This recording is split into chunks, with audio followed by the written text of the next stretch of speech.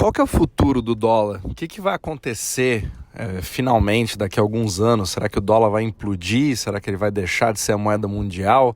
Quando que os Estados Unidos vão deixar de ser os líderes usando o dólar de fato?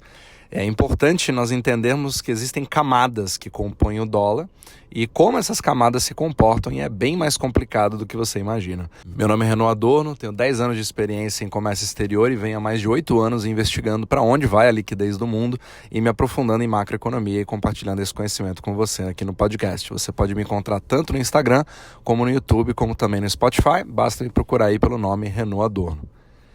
Então, esse capítulo, eu vou focar mais em consolidar um conceito que eu venho falando várias vezes e até recebi algumas perguntas, para tentar entender um pouco melhor as coisas que eu venho falando sobre o próprio dólar, e eu não vou julgar, porque realmente é muito complexo.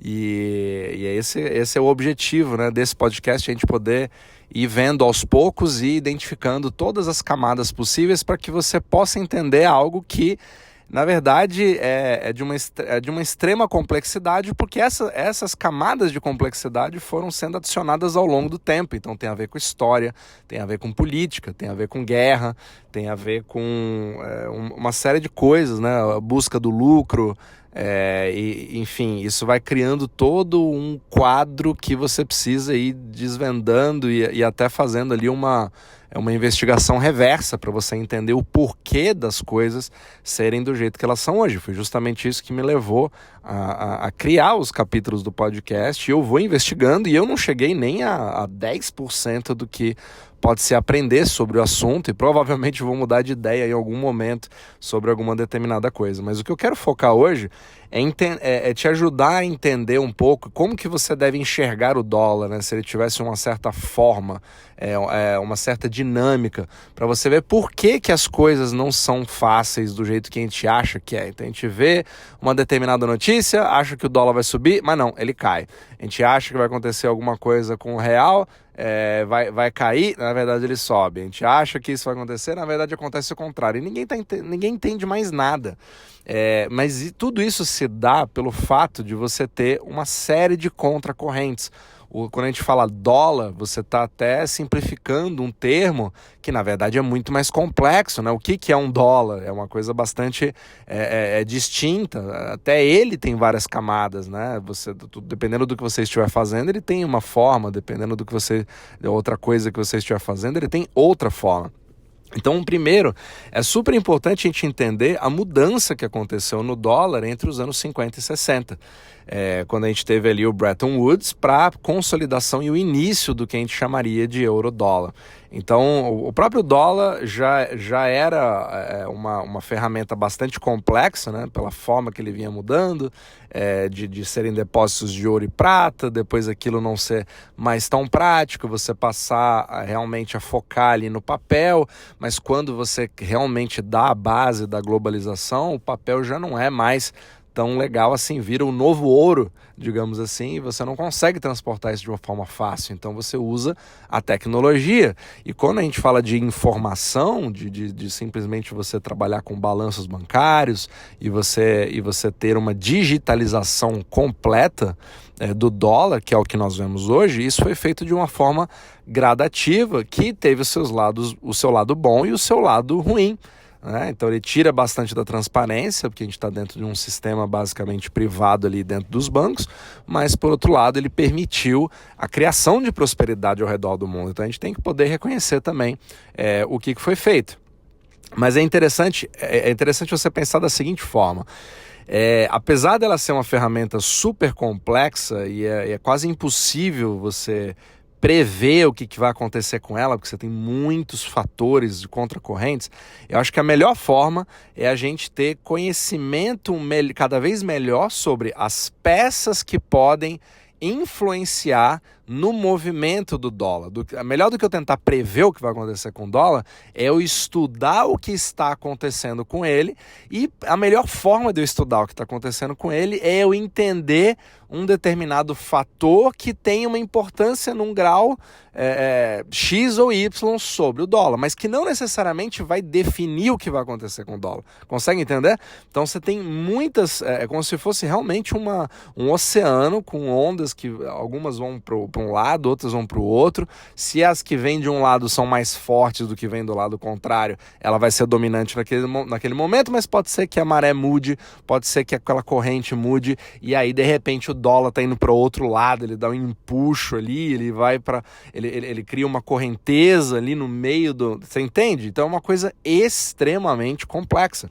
Então vamos voltar ali para Bretton Woods. Então o dólar acabou se tornando a moeda internacional e os bancos fora dos Estados Unidos começaram a perceber aquele problema de liquidez, né? Não existia dólar suficiente para todo mundo, então a gente criou o paradoxo de Triffin, o Triffin's Paradox, que eu já falei em vários capítulos, onde você não consegue fazer ali uma divisão. Se você tem uma coisa limitada, você não consegue disponibilizar aquilo para todos os participantes que queiram estar na economia usando essa ferramenta. E quando você não tem a disponibilização para as pessoas que o precisam, elas vão inventar uma outra moeda paralela, mas o comércio não pode parar. Afinal de contas, dinheiro é somente uma ferramenta para o comércio.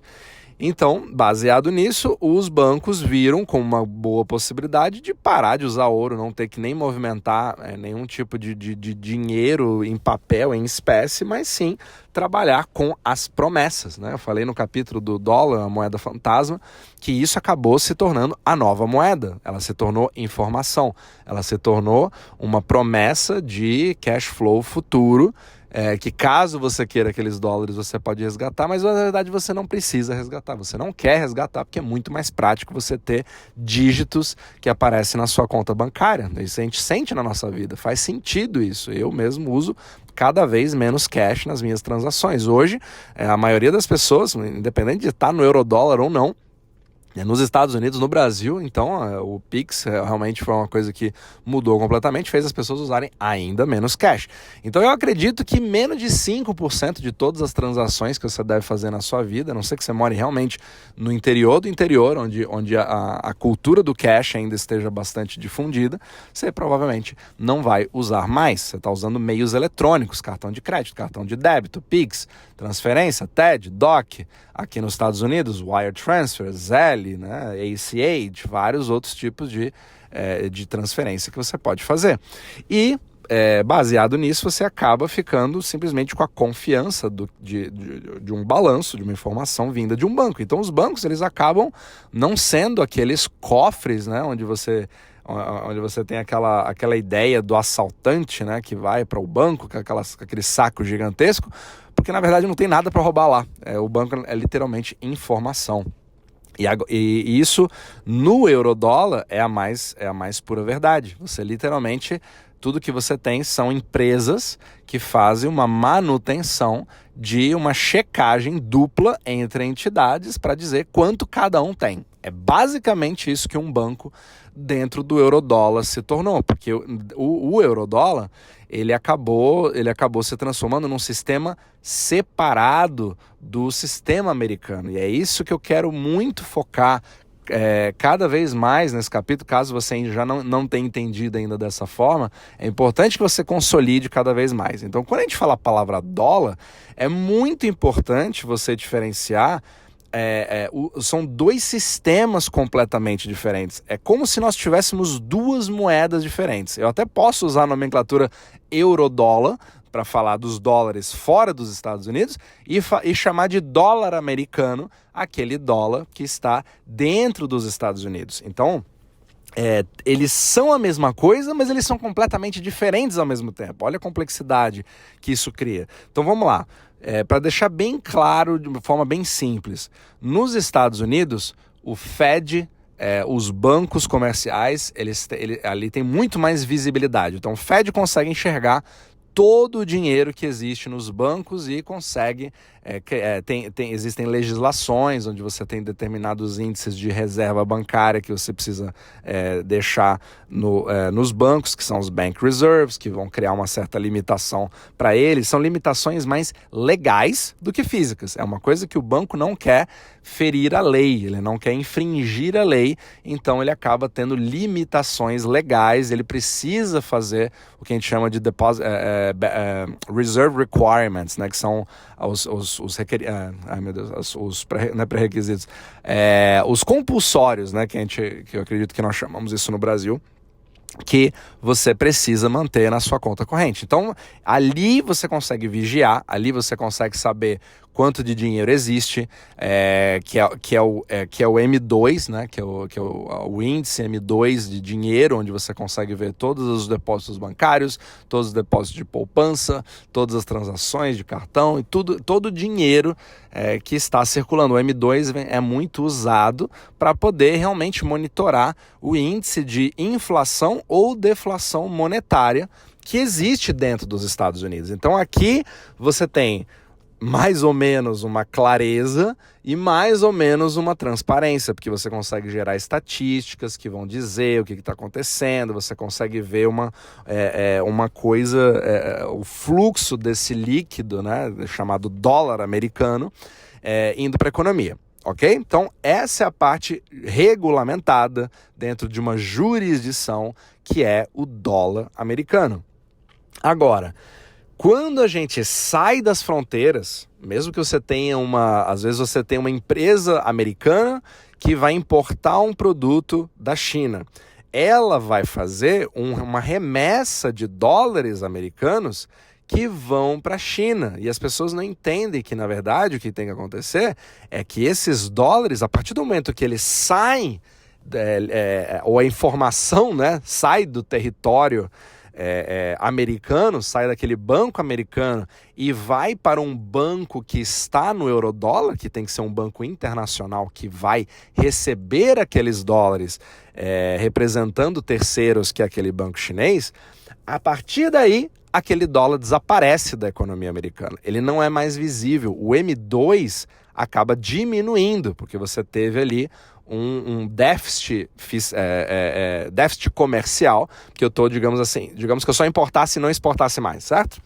Então, meu dólar saiu e diminuiu a quantidade total de dólares que tem nos Estados Unidos. E esse dólar foi para fora. Então, ele saiu do balanço bancário de um banco de jurisdição americana, de dólar americano, e foi imediatamente para o balanço de um banco que está fora dos Estados Unidos, que faz parte do eurodólar, talvez um primary dealer. Por quê? Porque o chinês que está exportando para o americano, ele não consegue pagar suas contas em dólar, ele precisa pagar em yuan, mas ele sabe que o dólar é justamente a moeda intermediária que vai ser usada para conversão para o yuan, para que aí ele possa pagar suas contas e ter uma receita como uma empresa chinesa que vai exportar. Só que é interessante você saber que quando esse dólar sai dos Estados Unidos, ele meio que se transforma num eurodólar, entende? Então não é que ele virou uma outra moeda, ele continua sendo um dólar, porque se sai um dólar aqui, digamos, se sai $1 milhão aqui dos Estados Unidos,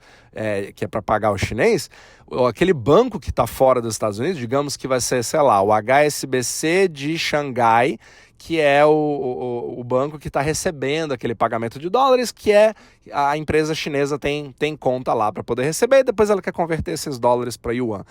Esses dólares, esse $1 milhão que vai entrar no balanço do HSBC em Xangai, ele já não está mais contabilizado nos Estados Unidos, e a partir de agora ele virou um eurodólar, ou seja, é mais uma condição onde se encontra esse dólar. Se ele estiver fora dos Estados Unidos, ele é um eurodólar. Se ele estiver dentro dos Estados Unidos, ele é dólar, digamos assim. Mas tudo vale a mesma coisa. Ou seja, a partir desse momento, ele vai para o buraco negro. Agora, nesse buraco negro, que são os dólares fora dos Estados Unidos, a gente só consegue estimar que tem muito mais dólares do que dentro dos Estados Unidos. Agora, quão mais tem? Não temos a menor ideia. E o que acontece com esses dólares depois? Não temos a menor ideia. Qual que vai ser a operação exata que vai ser feita para trocar esses dólares por yuan? Não temos a menor ideia. Você pode fazer um FX swap, você pode fazer um Ripple, você pode fazer um empréstimo, você pode fazer 1 milhão de coisas. Será que aquele $1 milhão vai ser expandido para outros bancos, porque o HSBC de Xangai está buscando fazer um lucro? Pode ser que sim, pode ser que eles comprem bonds, pode ser que eles fazem 1 milhão de coisas. E nesse mundo é basicamente um velho oeste, não existe qualquer tipo de regulamentação, não existe qualquer tipo de visualização ou de transparência do Fed, nem da China, nem do Reino Unido, né, que seria ali, acho que, o país ali que mais vigiaria o HSBC, de nenhum lugar. Ou seja, você não tem nenhuma legislação. É basicamente o Velho Oeste. E é por conta disso que você não consegue mais entender muitas vezes o que acontece dentro do buraco negro, mas somente as formas ou somente as consequências do que acontece em volta. Vou te dar um exemplo. Muitas vezes, por algum tipo de interesse bancário ou de empresas, você tem vários tipos de operações que acontecem dentro do eurodólar. Então, o primeiro exemplo que eu dei foi uma exportação dos Estados Unidos para a China, onde você cria ali um déficit comercial, você fez uma importação, então você mandou dólares para fora dos Estados Unidos e agora os Estados Unidos têm menos dólares e o eurodólar, o buraco negro, agora tem mais dólares que foram depositados, certo? Agora, você também dentro do sistema eurodólar, desse buraco negro, você pode ter crédito gerado internacionalmente para empresas fora dos Estados Unidos. Então, digamos que essa empresa chinesa que quer exportar, ela quer uma máquina que é super cara para poder melhorar a sua produção, para poder aumentar a sua produção para o mercado americano, para exportar mais ainda para os Estados Unidos. E ela precisa de crédito. Agora, talvez o banco na China não queira dar um crédito para ela, talvez o banco Y, talvez o banco, sei lá, o Banco Santander de Madrid tem um contrato com o pessoal da China e eles sim vão liberar um crédito para essa empresa chinesa em eurodólar.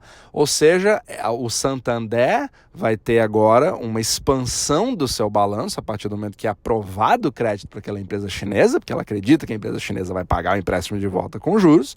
E aí, essa expansão de balanço que gerou esses dólares que vão para a conta bancária do HSBC de Xangai, certo? Acabou de criar uma expansão de balanço no HSBC de Xangai também. Ou seja, você teve a criação de dólares na economia mundial que não existiam antes, porque é uma expansão de crédito acordada entre os dois bancos, você entende? É o nosso acordo de cavalheiros. Enquanto todo mundo acorda que eu cresci o balanço, todo mundo cresce o balanço junto. E isso é a real inflação monetária gerada. Agora, isso é ruim ou é bom? Não necessariamente é um nem outro. Só que o que eu quero dizer é o seguinte, digamos que essa máquina esteja nos Estados Unidos, ou queira comprar, sei lá, essa máquina, ele vai ter que importar essa máquina de Chicago. Esses dólares que acabaram de ser gerados do além voltam para os Estados Unidos, porque ele tem que comprar agora da empresa de Chicago para importar uma máquina. Claro que eu estou dando um exemplo completamente esdrúxulo, porque a China não vai importar nenhuma máquina, né? Ela vai querer produzir suas próprias, mas só para você entender um pouco que essa grana que agora acabou de ser criada no eurodólar, ela vai entrar dentro do território americano. E quando você faz um pagamento para os Estados Unidos, imediatamente o que acontece? Volta para o país de jurisdição. Ele volta a se tornar um dólar americano. Ele, inclusive, aumenta o M2 dos Estados Unidos. Então, digamos que se a gente fizesse um exemplo esdrúxulo e os Estados Unidos estivessem numa recessão violenta e não conseguisse produzir ou exportar, e ele só importasse tudo que eles precisassem nos Estados Unidos. Ou seja, ele tem que mandar dólares para fora e tem que vir e tem que ir coisas para dentro dos Estados Unidos. Mas, ao mesmo tempo, o resto do mundo está indo muito bem. Está todo mundo indo muito bem e os bancos estão confiando em todo mundo e está tendo um crédito violentíssimo que está sendo gerado.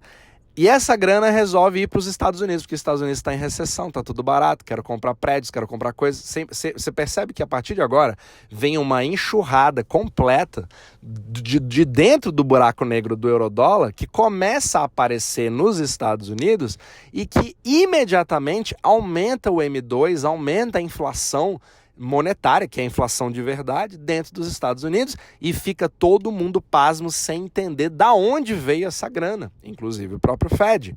Então é nesse momento que você percebe que não existe nenhum tipo de controle específico dos Estados Unidos dessa movimentação do dólar, porque foi um dólar que eu não criei, foi um dólar que não são papéis do Federal Reserve Note que estão aqui nos bancos, porém, eles expandem o balanço de bancos americanos e não existe nada que eu possa fazer para controlar isso como governo, como entidade, porque são dólares de verdade. É realmente um dinheiro criado do além que está influenciando a economia americana.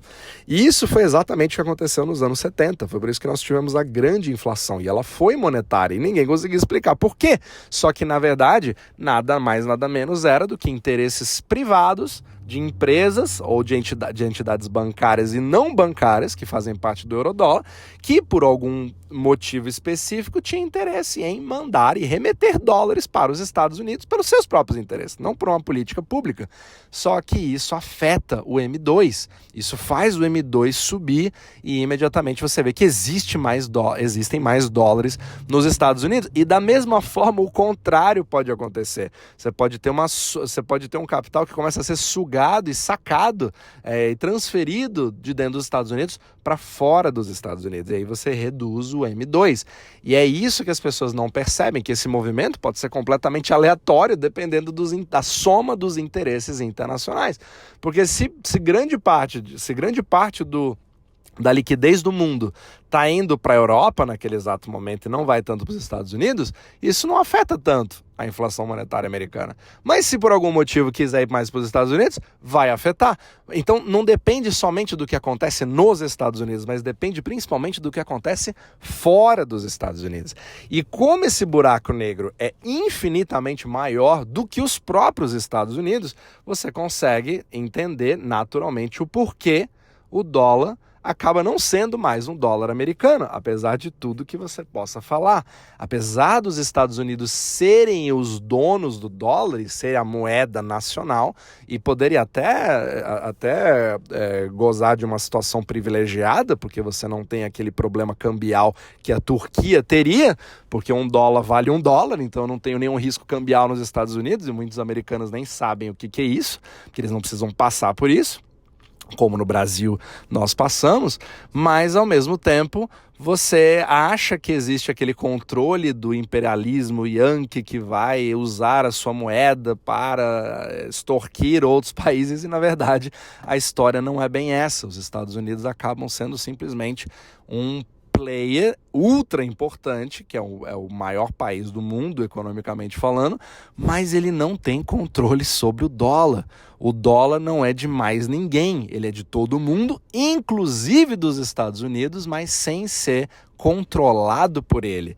Pelo menos não diretamente. Você pode até fazer um pouco de forma indireta e principalmente de forma psicológica, que é exatamente a função do Fed. Se você acha que eu tenho poder sobre o dólar, eu vou agir sobre aquilo como se aquilo fosse verdade e, de fato, vou acabar criando uma profecia autorrealizada, que na verdade é uma decisão financeira minha como empresa ou como banco, que ela sim vai afetar aquilo e pode ser que eu dê razão para o próprio Fed, porque ele falou que aquilo ia acontecer e aquilo acabou acontecendo. Percebe o tanto de contracorrentes que isso gera? E aí você vê a quantidade gigantesca de players que existem no mercado. Você não tem somente empresas, você tem empresas dentro dos Estados Unidos ou fora dos Estados Unidos. Você tem bancos, você tem países, você tem entidades de todos os tipos imagináveis e cada um tem o seu próprio interesse. Pode ser que o Japão esteja comprando muitos bonds ou pode ser que o Japão precise, na verdade, de muitos dólares. Ele vai vender os bonds em busca de dólares, a demanda aumenta e o dólar sobe, mas subir por quê? O Japão pode fazer o dólar subir temporariamente, mas depois os Estados Unidos estão fazendo outra coisa que faz o dólar cair. Aí a Europa faz outra coisa que faz ele voltar a subir um pouco, aí ele sobe, aí ele cai, aí ele não... E aí fica aquela coisa que ninguém entende exatamente o que está acontecendo, porque na verdade todo mundo tenta achar a teoria que resolve absolutamente todas as coisas, mas não é assim que a coisa funciona. Então você tem déficit comercial, crédito que é gerado para empresas, ou retração de crédito, ou sentimento de risco que aumenta, então eu não vou emprestar, se eu não vou emprestar eu deixo ele mais escasso, e aí existe uma movimentação, é um jogo de xadrez, porque cada coisa que acontece, um player, né, alguém, uma parte interessada, um participante da economia, vai fazer uma outra coisa que ela, por sua vez, vai ter um impacto, e todos esses impactos somados com bilhões de pessoas ao redor do mundo e milhões de entidades entidades financeiras que lidam dentro dessa liquidez mundial chamada de dólar, mas que engloba os dois mundos, o de jurisdição regulamentado, que é o dólar americano, e o não regulamentado, que é o eurodólar, aí você percebe que é um sistema absolutamente Frankenstein, que mistura um monte de sistemas dentro de um só e que faz com que quase ninguém entenda ele como um todo. Essa é a complexidade do macro. Então é isso que você precisa entender, que o dólar não é só mais uma moeda. Tem o real no Brasil, tem o dólar nos Estados Unidos, tem o euro você tem o euro na Europa, você tem o iene. Não é assim que funciona. É realmente o dólar é um monstro de várias camadas e várias formas que ninguém consegue se livrar dele de uma forma fácil, a não ser que exista realmente um cataclisma mundial e uma mudança completa que vai mudar completamente a forma de você pensar como existe o próprio dinheiro, e isso vai afetar a vida de 100% da população mundial, praticamente sem exceção. Então é fascinante ver isso. Espero que isso possa ajudar no seu entendimento quando você ouve a palavra dólar, para entender que é coisa muito mais complicada do que a gente imagina, mas aos poucos a gente vai desvendando cada uma dessas camadas juntos.